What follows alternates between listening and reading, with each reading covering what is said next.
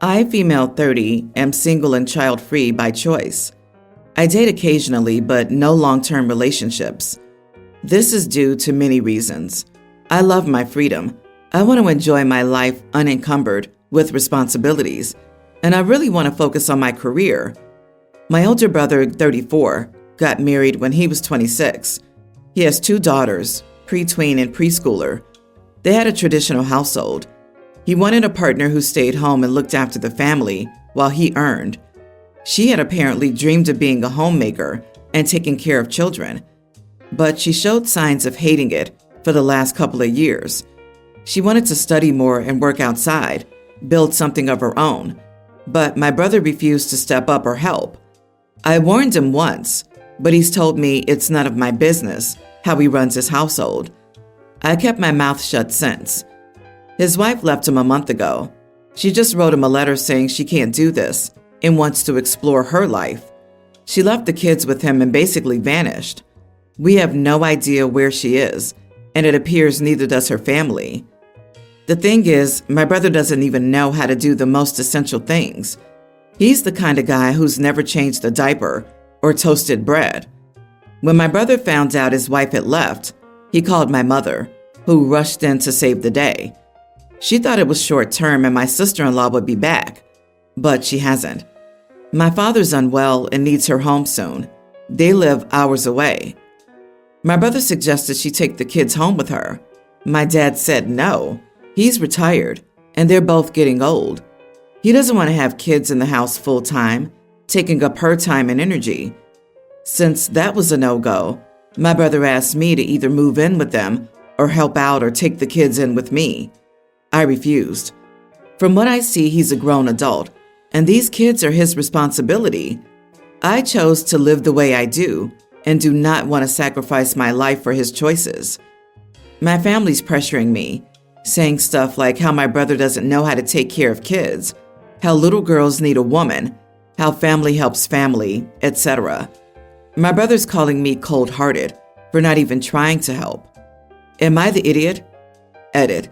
He told me to either move in with him or take the girls to my home when my mom leaves, like substituting my mom for my nieces. Not the idiot. Necessity is the mother of invention, as the saying goes. He will have to learn quickly, as is his duty and responsibility as a father. How did he get to be so chauvinistic in this era? He's not asking you to help. He's asking you to give him your entire life to take over his responsibilities. It is 100% not your problem. He should find and pay for childcare first, and then focus on running a household. It's a shame that his wife couldn't sit him down and make him realize this changes or I'm leaving, but that's not your fault. You even warned him, and he refused to listen. I feel sorry for the girls that their father's trying to foist them off on anyone willing to take them, or even someone unwilling. He can take some parenting classes. If he makes enough money to afford one parent to be stay-at-home, maybe he can hire a part-time nanny. Don't let your family guilt you into this. None of this is your responsibility. Also, why should you know how to raise kids better than him? Oh, it's because you're a woman. And I'd bet that Dad had told the girls that they would stay with Grandma and Grandpa before they said no. Then he probably told the girls that their aunt would stay too. And I bet he's framing it to the kids as Grandma and Grandpa don't want you, your aunt doesn't want you, etc. From their perspective, these kids are being abandoned and rejected by every adult in their lives. I feel so incredibly sad for them. Update. Am I the idiot for not helping my brother when his wife left him? My brother refused to learn anything during the month my mom stayed at his house. My dad is like him. My mom was a stay-at-home mom and catered to them both. She taught only me to cook, clean, do laundry, and serve. One of the main reasons I stay away from relationships. Sister-in-law is still missing. If my brother had filed a report for a missing person or got an investigation agency involved, we may be able to locate her, but he's not doing either. It's more like her number is no longer in use. She hadn't told anyone where she was going kind of thing. My brother's not exactly chasing her down. He's waiting her out, thinking she'll be back. I think my sister-in-law will come back, but I don't think it'll be soon. Knowing her, she'll try to make something of herself somewhere and won't be back until she does it. She had plans to go to college. She hadn't gone to one before. He didn't support her. Her family didn't support her. She had told me once she wished she could run away. With the timing and everything, she may have gone somewhere to go to college. She's taken all her documents. She doesn't have friends here that I know of. My brother doesn't exactly give her money for fun stuff. And after the oldest baby was born, she never had time. She only ever hung out with me, mostly because I don't mind her bringing her kids with her, and I would cover for her because they don't have money for a babysitter. I think she left the kids here because she can't support them and probably thought it would be better for them to be here, where they have a home. I don't think she's callous or malicious, just frustrated, backed into a corner, and making hard choices. OP, not your circus, not your monkeys. But for the rest, I have watched too much true crime, I believe. No one knows where she is? She left her children? Just like that? Can't you or your parents file that report? I really find it suspicious. Maybe she really left, but I don't think mothers do that often without any mental problems. I do not accuse him, but I think the police should be involved to check it out. Dad is 100% living in denial. If he files the report, it becomes real that she left.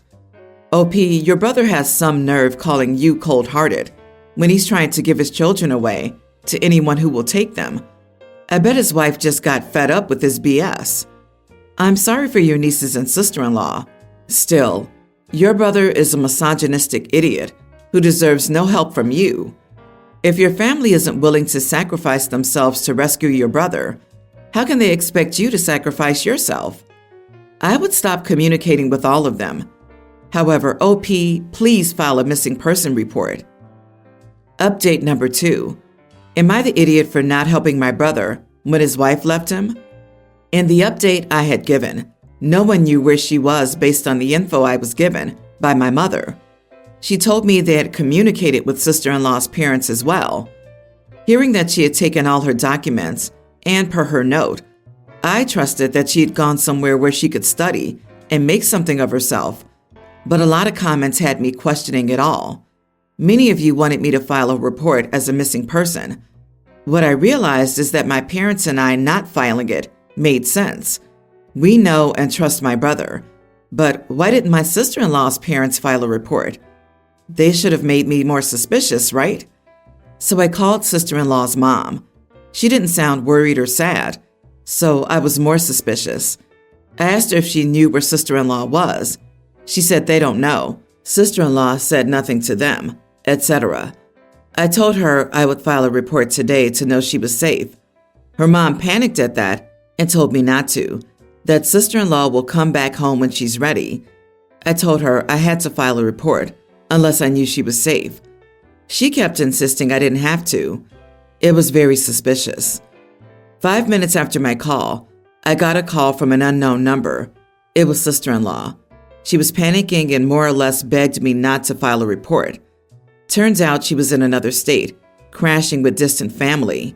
She really did want to go to college, and my brother wasn't letting her. She had a huge fight with him about all that the week before she left. She was really depressed and feeling stuck. Her parents loaned her some cash through a church friend who helped her escape. She begged me not to file a report, saying he would sue her for child support, and she could barely support herself and go to college. I told her abandoning her kids was wrong. She cried when she said she knew and hoped they could forgive her. She really couldn't live this life anymore. Leaving them was the hardest decision she ever made, but she felt it was better than taking them and letting them starve with her. At least here they have a home and a family. I did ask her why she couldn't just divorce my brother then. She said she didn't have money for a lawyer or anything, no home to return to. She's not proud of it, but said she couldn't stay and fight.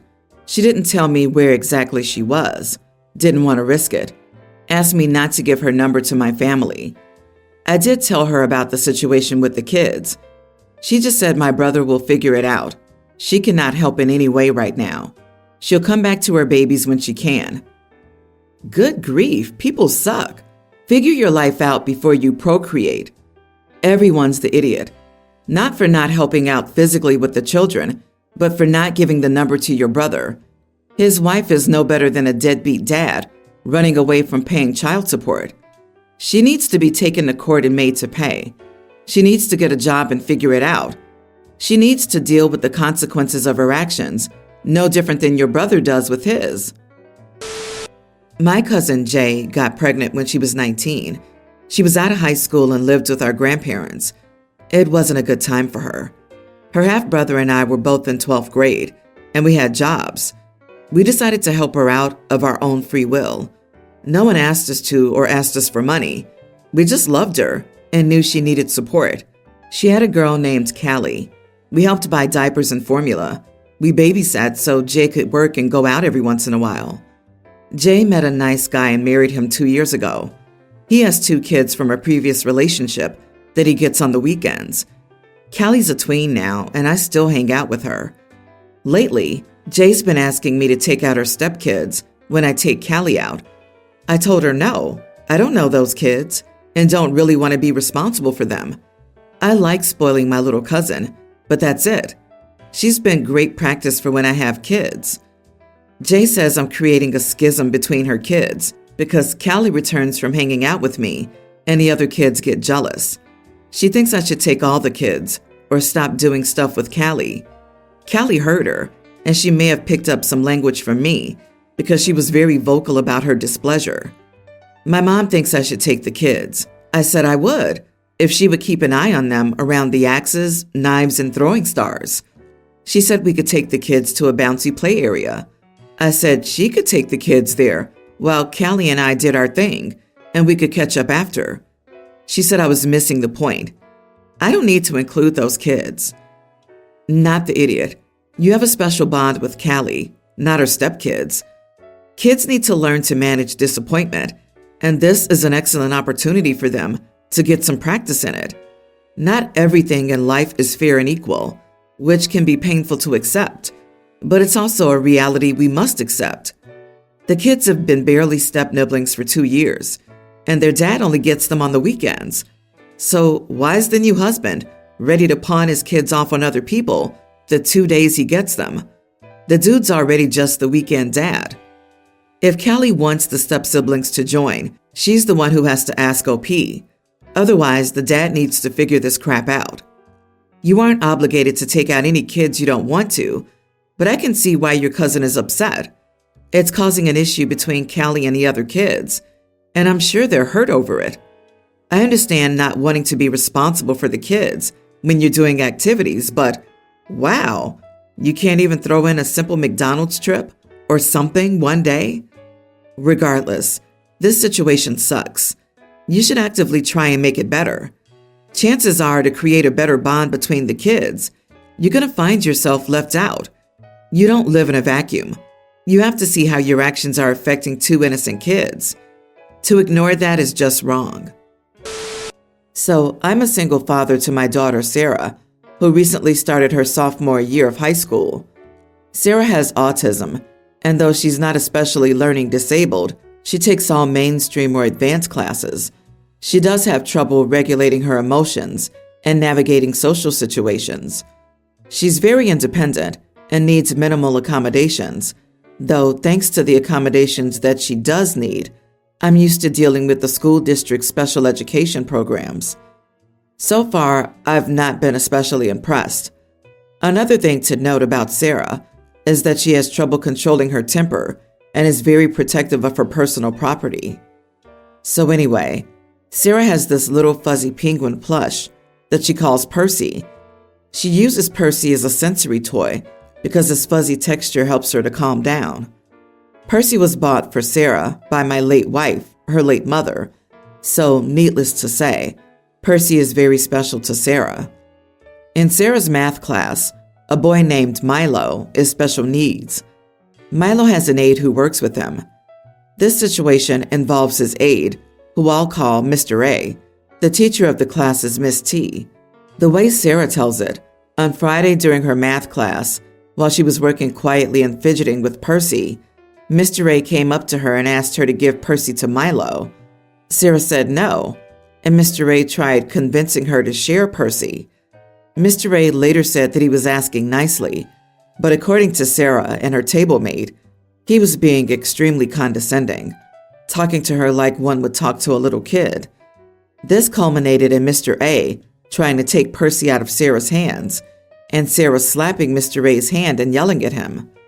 At that point, Miss T called for security, who arrived quickly and escorted Sarah to the security office. This is when the school called me. There was a big meeting with Mr. A, Miss T, the vice principal, and the school counselor. Sarah and Mr. A told their sides of the story, with Sarah's table mate as a third witness. It turns out that because Sarah sometimes works with the special ed department, Mr. A assumed that Percy was one of the school's special ed toys that they give to special needs kids while they're at school. Milo was starting to have a meltdown, and Mr. A thought that Percy might help him calm down. Apparently, the procedure for getting something away from a special needs kid is to ask nicely, persuade nicely, and take it away gently. I asked what steps would be taken against Mr. A for trying to steal from Sarah, and the other adults looked appalled. They said it was a misunderstanding, and the real concern was Sarah's violent outburst. The vice principal said that the school normally expels kids who attack a teacher, but after the misunderstanding came to light, they were willing to be lenient and settle for a week's suspension. I was not okay with this. He tried to steal from my daughter, but the administration said that it wasn't up for negotiation. I told them what they were doing was unacceptable, but that I might not sue if they switched up their act and fired Mr. A. They basically said, "We dare you to sue," in more polite words, and I left with Sarah. After talking things over with a buddy of mine, he jokingly called me a Karen for threatening to sue the school. And now I'm thinking that my reaction was too extreme. Am I the idiot? Not the idiot, but my parents sued my sister's school for much more.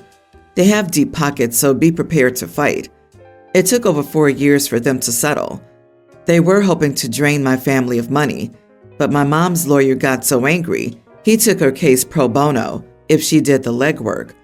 The settlement was nice, but she had to sign an NDA, and she still has 2 years left. Don't be afraid to fight. Just know what you're against. Oh, you know it's going to be a messed up story if it's so bad that a lawyer takes the case pro bono. Anyways, OP, it's time to go further and involve the higher-ups. Definitely do it in a letter or email. Paper trails are harder for them to ignore.